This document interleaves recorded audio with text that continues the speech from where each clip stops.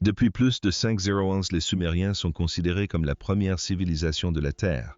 Ils ont inventé l'écriture, construit des ziggourats imposantes et développé des mathématiques que nous utilisons encore aujourd'hui. Mais lorsque des scientifiques ont finalement analysé l'ADN de l'ancien peuple sumérien en 2023, ils ont fait une découverte qui remet en question tout ce que nous pensions savoir sur les migrations humaines et les origines de la civilisation elle-même. Les marqueurs génétiques ne correspondaient ni aux populations modernes du Moyen-Orient, ni aux Européens. Ils ne correspondaient même pas aux populations des régions voisines qui étaient censées descendre d'eux.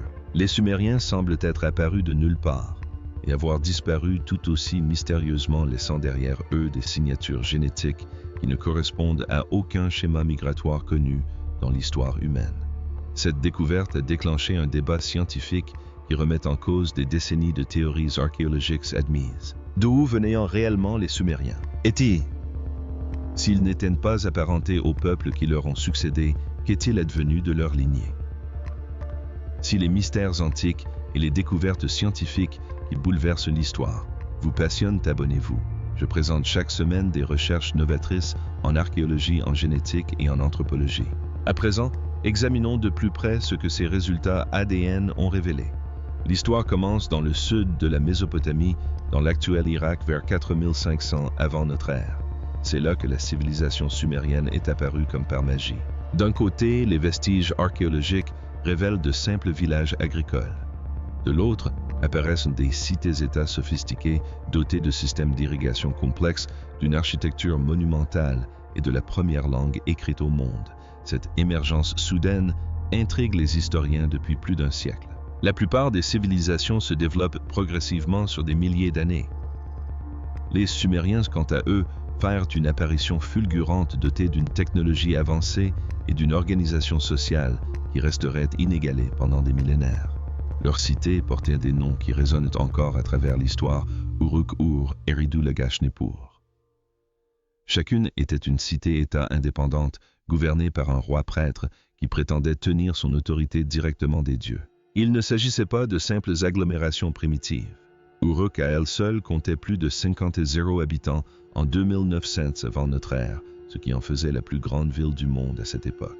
Les Sumériens ont construit les premières écoles appelées Edubas, où les scribes apprenaient l'écriture cunéiforme sur des tablettes d'argile. Ils ont créé les premiers codes juridiques, les premières bibliothèques, les premières pharmacopées, recensant les traitements médicaux. Ils divisaient la journée en 24 heures, l'heure en 60 minutes et le cercle en 362. Chaque fois que vous consultez l'heure ou mesurez un angle, vous utilisez les mathématiques sumériennes. Mais voici ce qui les rendait vraiment uniques. Tandis que d'autres cultures anciennes ont laissé derrière elles des mythes sur leurs origines, les Sumériens ont laissé des écrits détaillés affirmant qu'ils venaient d'ailleurs. Leurs propres textes décrivent une patrie appelée Dilmun, une terre paradisiaque à l'est. Certaines tablettes évoquent une venue d'outre-mer. D'autres parlent d'une descente des montagnes. Pendant des décennies, les érudits ont rejeté ces récits d'origine, les considérant comme de la mythologie. Chaque culture possède ses mythes de la création, n'est-ce pas? Mais les analyses ADN suggèrent que les Sumériens disaient peut-être vrai en se déclarant étrangers à ce monde. Le problème est que les Sumériens eux-mêmes ont disparu de l'histoire vers 2000 avant notre ère.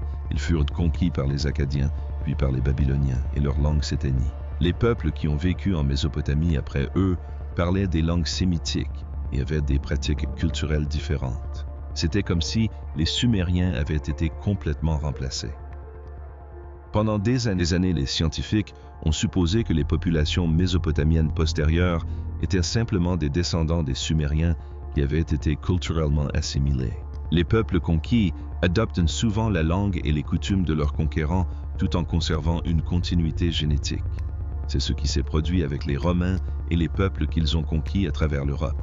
Mais lorsque les chercheurs ont finalement extrait et séquencé l'ADN de restes sumériens, cette hypothèse s'est effondrée. Cette avancée majeure est le fruit d'un projet de recherche conjoint entre l'Institut Max Planck d'anthropologie évolutionniste et l'Université de Bagdad. Pendant des années, l'extraction d'ADN ancien à partir de sites mésopotamiens s'était avérée quasiment impossible. La chaleur extrême de la région dégrade rapidement l'ADN. La plupart des restes squelettiques provenant de cette zone étaient trop contaminés ou détériorés pour fournir du matériel génétique exploitable. L'équipe s'est concentrée sur les sites funéraires de l'ancienne cité d'Ur, où des restes humains avaient été conservés dans des tombes scellées, les protégeant ainsi des intempéries. Grâce à des techniques d'extraction avancées mises au point pour la recherche sur l'ADN néandertalien, les chercheurs ont réussi à séquencer des fragments de génome de 12 individus datant de 2600 à 2400 avant notre ère. Cette période correspond au début de la période dynastique apogée de la civilisation sumérienne. Leurs découvertes ont stupéfié la communauté scientifique. Le profil génétique sumérien révélait une combinaison unique de marqueurs qui n'apparaissent dans aucune population moderne. Il possédait des haplogroupes extrêmement rares aujourd'hui que l'on ne trouve que dans de minuscules populations isolées dispersées à travers l'Asie. Mais le plus surprenant était ce qui leur manquait.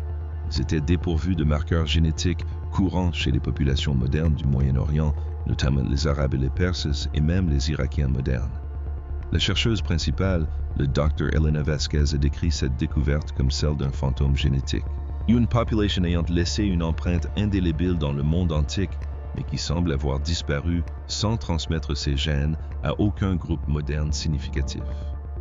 L'hypothèse initiale était que les Sumériens avaient été complètement exterminés ou déplacés sans aucune contribution génétique aux populations ultérieures. Mais cela soulève un autre mystère. Comment une population de plusieurs centaines de milliers d'individus peut-elle disparaître sans laisser de descendance? L'équipe de recherche a étendu son analyse à l'ADN d'autres sites mésopotamiens anciens datant de différentes périodes. Ils ont analysé des restes provenant de sites akkadiens, babyloniens et assyriens. Les résultats ont révélé une nette discontinuité génétique. Les populations ayant vécu en Mésopotamie après 2000 avant notre ère présentèrent des profils génétiques nettement différents de ceux des Sumériens. Il ne s'agissait pas d'une dérive génétique progressive au fil du temps, mais d'un événement de remplacement de population. Afin de comprendre l'origine possible des Sumériens, l'équipe a comparé leurs marqueurs génétiques à des échantillons d'ADN anciens provenant de toute l'Eurasie. Ils ont effectué des tests de correspondance avec d'anciennes populations anatoliennes caucasiennes du plateau iranien et d'Asie centrale. Les correspondances les plus proches provenaient d'une direction inattendue. Le profil génétique sumérien présentait des similitudes partielles avec les populations anciennes des monts Zagros dans l'ouest de l'Iran. Et chose intrigante à des signatures génétiques beaucoup plus anciennes provenant de la région du Caucase et même de certaines parties de l'Asie centrale. Mais c'est là que les choses se compliquent. Si ces similitudes n'étaient pas suffisamment fortes pour situer avec certitude les origines sumériennes dans une région précise. Il s'agissait plutôt d'un mélange génétique unique qui s'était formé ailleurs avant leur arrivée en Mésopotamie. Certains marqueurs génétiques suggéraient une ascendance est-asiatique, d'autres pointaient vers un héritage ouest-asiatique et d'autres encore présentaient des signatures plus courantes chez les populations anciennes des steppes eurasiennes. Les Sumériens semblaient être une population hybride qui s'était mélangée ailleurs avant de migrer vers le sud de la Mésopotamie. Ces preuves génétiques rendaient soudainement leur récit d'origine plus crédible. Ils pourraient vraiment venir d'ailleurs. Il est fort possible qu'il s'agisse d'étrangers ayant apporté leur culture avancée à la région. Le récit historique classique a toujours présenté les Sumériens comme originaires de Mésopotamie ou venus des régions voisines. La plupart des manuels scolaires les décrivent comme issus de la culture locale d'Obid, une culture agricole pré-sumérienne de la même région. Les preuves ADN nous obligent à abandonner ce récit. Si les Sumériens étaient génétiquement étrangers, alors ils ont forcément migré de quelque part, mais de où et quand? Et pourquoi leur signature génétique n'apparaît-elle dans aucune population moderne importante? Une théorie émergente suggère que les Sumériens faisaient partie d'une vague migratoire plus importante, en provenance de la région du Caucase, survenue entre 5.0 et 4.0 avant notre ère. Durant cette période, des vestiges archéologiques témoignent d'importants mouvements de population au Proche-Orient. Le changement climatique rendait certaines régions moins habitables, tout en offrant de nouvelles opportunités agricoles dans les vallées fluviales comme celle du Tigre et de l'Euphrate. Les données génétiques montrent que les Sumériens possédaient des ancêtres communs avec les anciennes populations caucasiennes, notamment celles de la région correspondant aujourd'hui à l'Arménie et à la Géorgie. Cependant, ils présentaient également des marqueurs génétiques suggérant un métissage avec des populations venues de plus à l'est peut-être du plateau iranien ou d'Asie centrale. Cela soulève une possibilité fascinante. Ainsi, les Sumériens n'étaient pas un groupe ethnique unique, mais plutôt une confédération de peuples originaires de différentes régions qui se sont réunis et ont développé leur culture distinctive avant ou pendant leur migration vers la Mésopotamie. Cela expliquerait pourquoi leur profil génétique est si inhabituel. Il s'agissait probablement d'une population mixte relativement restreinte qui a conservé un isolement génétique une fois installée en Sumer, se mariant principalement au sein de leur propre communauté plutôt que de se mélanger largement avec les populations environnantes. Les découvertes archéologiques le confirment. Les cités sumériennes témoignent d'une stratification sociale marquée avec une classe dirigeante distincte des ouvriers. Les textes sumériens décrivent des hiérarchies sociales strictes et des règles encadrant les mariages interclasses. Si l'élite dirigeante était composée des migrants sumériens d'origine et qu'elle a maintenu un isolement génétique par endogamie, cela pourrait expliquer pourquoi sa signature génétique est restée distincte. Mais cela soulève une autre énigme. S'il existait une classe dirigeante sumérienne qui maintenait une séparation génétique, qu'est-il advenu d'elle lorsque les Akkadiens ont conquis Sumer vers 2334 avant notre ère?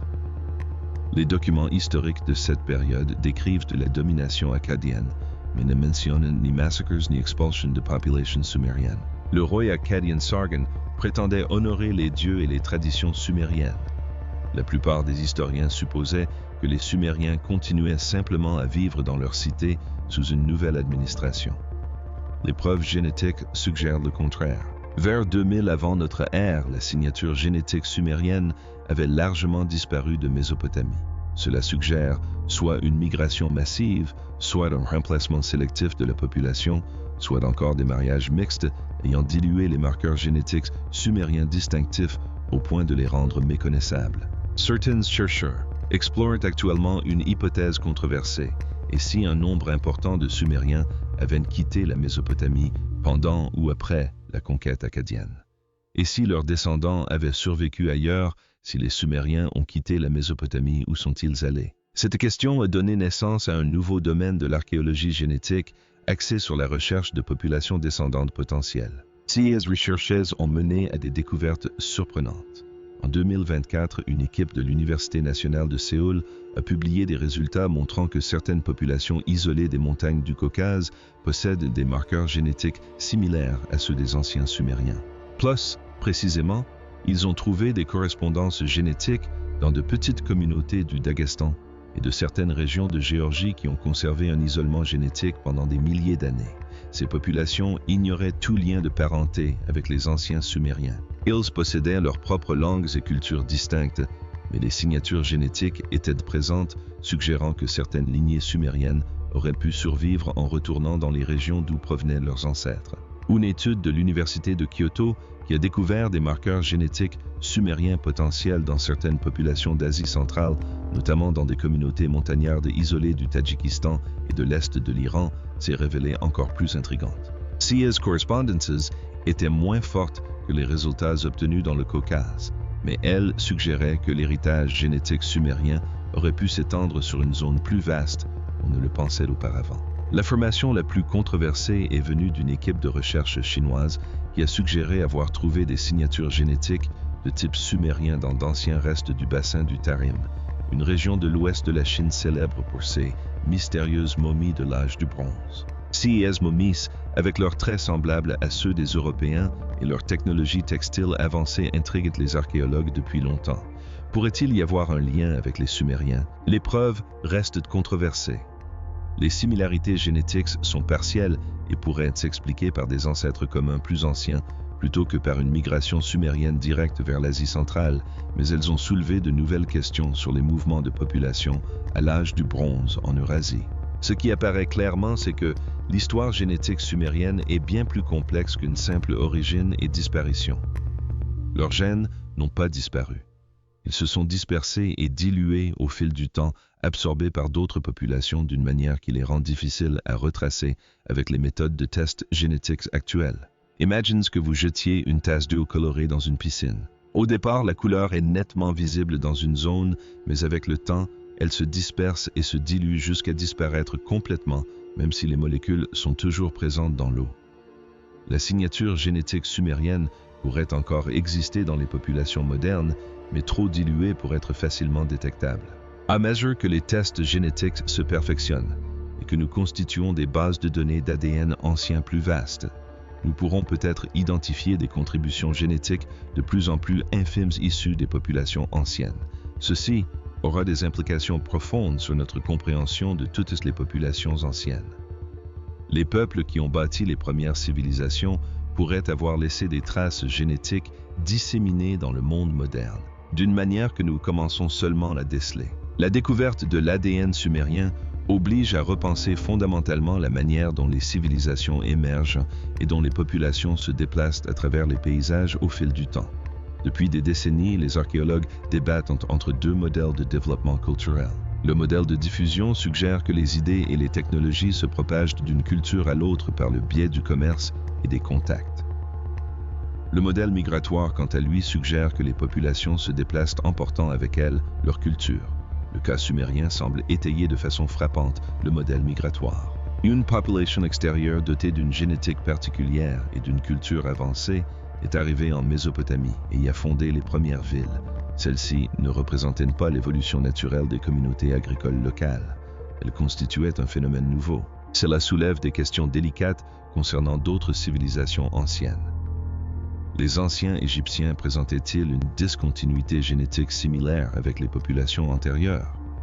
Qu'en est-il de la civilisation de la vallée de l'Indus ou des premières dynasties chinoises?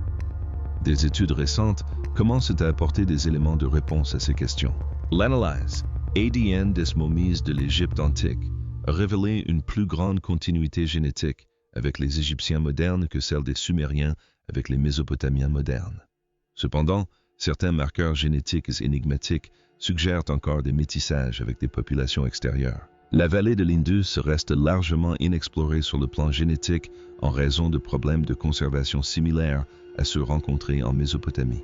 Or, des preuves linguistiques suggèrent depuis longtemps que les habitants de la vallée de l'Indus parlaient une langue sans lien avec les langues indo-européennes ultérieures de la région, tout comme le sumérien n'était pas apparenté aux langues sémitiques postérieures. Ce schéma observé chez les Sumériens pourrait-il être plus répandu qu'on ne le pensait? L'aube de la civilisation pourrait-elle avoir été marquée par des migrations de populations génétiquement distinctes, ayant apporté avec elles de nouvelles technologies et organisations sociales? Cela remettrait en question la vision traditionnelle de l'évolution culturelle humaine comme un processus graduel et linéaire. Il nous faudrait plutôt envisager la notion d'équilibre ponctué où de longues périodes de changement lents sont interrompues par des transformations rapides impulsées par les mouvements de population et le brassage culturel. Les implications vont bien au-delà de l'histoire ancienne. Comprendre comment les populations se sont mélangées et ont migré par le passé nous aide à comprendre la diversité génétique actuelle. Chaque être humain vivant aujourd'hui est le produit de milliers d'années de migration, de brassage et d'adaptation. Le cas sumérien nous montre que les populations que nous considérons comme distinctes et isolées ont souvent des origines complexes impliquant de multiples groupes ancestraux. C'est un rappel que la génétique humaine raconte des histoires plus complexes qu'une simple continuité régionale. L'un des arguments les plus convaincants en faveur du statut d'outsider des Sumériens provient de la linguistique. Le sumérien n'a aucune parenté connue avec d'autres langues. C'est ce que les linguistes appellent une langue isolée sans aucun lien de parenté avec aucune autre famille de langues connues. Ce cas est extrêmement rare. La plupart des langues peuvent être regroupées en familles linguistiques présentant une origine commune. Les langues indo-européennes comme l'anglais, l'hindi et le grec descendent toutes d'une proto-langue commune. Les langues sémitiques comme l'arabe, l'hébreu et l'amharique partagent un ancêtre commun. Même les langues les plus isolées présentent généralement des liens de parenté éloignés lorsqu'on les étudie avec suffisamment d'attention. Le sumérien fait exception. Il est unique en son genre. Depuis plus d'un siècle, les linguistes tentent de trouver des liens entre le sumérien et d'autres familles de langues. Certains ont proposé des liens avec des langues ouraliennes comme le finnois et le hongrois. D'autres ont suggéré des connexions avec les langues dravidiennes de l'Inde ou avec les familles de langues caucasiennes. Aucune de ces propositions n'a été largement acceptée car les similarités sont trop superficielles. L'isolement linguistique correspond à l'isolement génétique. Ces deux éléments suggèrent que les Sumériens descendaient d'une population séparée des autres groupes humains depuis très longtemps avant leur arrivée en Mésopotamie. Mais voici un détail intrigant. Bien que le sumérien soit une langue isolée, l'analyse de son vocabulaire révèle des emprunts évidents à d'autres langues, notamment aux langues sémitiques. Cela suggère que les Sumériens étaient en contact avec des peuples de langue sémitique dès les débuts de leur histoire. Certains linguistes pensent aujourd'hui que les Sumériens étaient peut-être multilingues parlant leur propre langue isolée à des fins religieuses et officielles, tout en utilisant des langues sémitiques pour le commerce et les interactions quotidiennes avec leurs voisins. Cela pourrait expliquer pourquoi le sumérien a disparu relativement vite après la conquête acadienne tout en laissant derrière lui des traces écrites si abondantes. Les données linguistiques ajoutent une nouvelle dimension à l'histoire de cette migration. Une population parlante. Une langue isolée s'installe dans une région, y établit sa domination, conserve sa langue à des fins religieuses et officielles, mais devient progressivement bilingue au contact des populations environnantes. Finalement, les avantages pratiques liés à la maîtrise de la langue majoritaire entraînent l'abandon de la langue ancestrale. Les Sumériens pourraient représenter l'équivalent de ce phénomène à l'âge du bronze. Malgré toutes, les recherches des questions fondamentales sur les Sumériens restent sans réponse. Nous ignorons encore précisément d'où ils venaient. Les données génétiques suggèrent une origine complexe, impliquant de multiples populations ancestrales du Caucase, du plateau iranien et peut-être d'Asie centrale. Mais nous ne pouvons identifier un berceau précis. Nous ignorons les raisons de leur migration vers la Mésopotamie. Le changement climatique est un facteur probable, mais nous ne disposons d'aucune preuve de catastrophes environnementales dans les régions d'origine potentielle qui auraient provoqué des migrations massives vers 4500 avant notre ère. Nous ne savons pas comment une population relativement restreinte a pu dominer la région et y établir la première civilisation urbaine. Les vestiges archéologiques de cette période ancienne ne révèlent aucune trace de conquête militaire. Les Sumériens semblent s'être simplement installés et avoir bâti leur ville sans déplacer violemment les populations existantes. Plus mystérieux encore, nous ignorons ce qu'il est advenu de leur patrimoine génétique. Ont-ils quitté la Mésopotamie en masse? Ont-ils été assimilés par le biais de mariages mixtes? Les maladies ou les conflits ont-ils éliminé sélectivement les populations sumériennes tout en épargnant d'autres? Les données génétiques nous apportent des éléments de réponse, mais le tableau d'ensemble reste insaisissable. Une hypothèse qui a récemment gagné en popularité est que la signature génétique sumérienne a toujours été relativement faible. Si les migrants sumériens d'origine se comptaient par milliers plutôt que par dizaines de milliers, et s'ils étaient restés une élite dirigeante plutôt qu'une population de masse, alors leur impact génétique aurait été limité même à son apogée. Lorsqu'ils ont perdu le pouvoir politique, il est possible que le nombre d'individus de lignée sumérienne ait été insuffisant pour maintenir la signature génétique. Le mystère de l'ADN sumérien s'inscrit dans des débats plus vastes en archéologie et en anthropologie concernant la définition des populations et le suivi de leur migration à travers l'histoire. L'archéologie traditionnelle s'appuyait sur la culture matérielle, notamment les styles de poterie, les techniques de construction et les pratiques funéraires pour retracer l'évolution des populations. On supposait que les attributs culturels distinctifs évoluaient en même temps que les populations qui les avaient créés. La génétique a complexifié cette vision. Nous savons maintenant que culture et gènes ne sont pas toujours liés. Les individus peuvent adopter de nouvelles cultures tout en conservant une continuité génétique, ou ils peuvent maintenir leur tradition culturelle tout en se mélangeant génétiquement à d'autres groupes. Les Sumériens semblent être un cas où culture et gènes se sont retrouvés inextricablement liés du moins à l'origine. Mais, au fil du temps, leur culture a été adoptée par des populations génétiquement distinctes, tandis que leur propre patrimoine génétique s'est estompé. Les premiers agriculteurs d'Europe ont été remplacés par des éleveurs nomades des steppes, mais l'agriculture, elle a perduré. Ce que nous apprenons, c'est que l'histoire humaine est celle d'un brassage constant de cultures, de substitutions et d'échanges culturels opérant simultanément à de multiples niveaux. Les populations croissent et déclinent, les gènes se dispersent et se concentrent, les cultures se mélangent et se transforment. Les Sumériens nous offrent un exemple particulièrement clair de ce processus, car ils ont laissé de nombreux écrits, et parce que leur signature génétique est suffisamment distinctive pour être retracée. Mais chaque population sur Terre possède une histoire tout aussi complexe dissimulée dans son ADN et ses vestiges archéologiques. À mesure que les techniques de test s'améliorent et que nous collectons davantage d'ADN ancien provenant de divers endroits, nous découvrirons sans aucun doute d'autres populations au profil génétique surprenant qui remettent en question notre compréhension de la préhistoire et de l'histoire humaine. Les résultats de l'analyse de l'ADN sumérien ont soulevé plus de questions qu'ils n'ont apporté de réponses, mais c'est la nature même de la science. Chaque découverte révèle de nouveaux mystères à élucider. Ce que nous savons avec certitude aujourd'hui, c'est que les Sumériens étaient génétiquement étrangers à la Mésopotamie. Ils y ont apporté un patrimoine culturel unique et y ont fondé la première civilisation urbaine au monde. Leur empreinte génétique a largement disparu de la région vers 2000 avant notre ère, mais des traces de leur lignée pourraient subsister au sein de populations dispersées à travers l'Eurasie.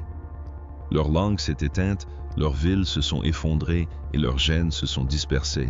Mais leur héritage perdure dans tous les aspects de la civilisation moderne qui trouvent leur origine dans leurs innovations. L'écriture, les mathématiques, le droit, la littérature, l'astronomie, les fondements qu'ils ont posés soutiennent encore aujourd'hui la structure de la société humaine 50 ans plus tard. La question de leur origine et de leur destination restera peut-être à jamais sans réponse, mais la recherche elle-même révèle la nature complexe et dynamique de l'histoire des populations humaines et nous oblige à repenser les récits simplistes sur les peuples anciens et les origines de la civilisation. Une chose est claire, lorsque les preuves ADN révèlent que les Sumériens disaient la vérité dans leurs propres textes, c'étaient des étrangers. Ils venaient de bien d'ailleurs, et ils représentaient véritablement un phénomène unique dans l'histoire de l'humanité, un peuple apparu qui a transformé le monde, puis disparu. Des mystères demeurent inscrits dans des tablettes d'argile et dans le code génétique. Abonnez-vous pour rester informé des dernières découvertes en matière de recherche sur l'ADN ancien et d'archéologie. La semaine prochaine, j'aborderai les nouvelles découvertes concernant l'ADN néandertalien dans les populations modernes qui bouleversent notre compréhension de l'évolution humaine. La vidéo est affichée à l'écran en ce moment.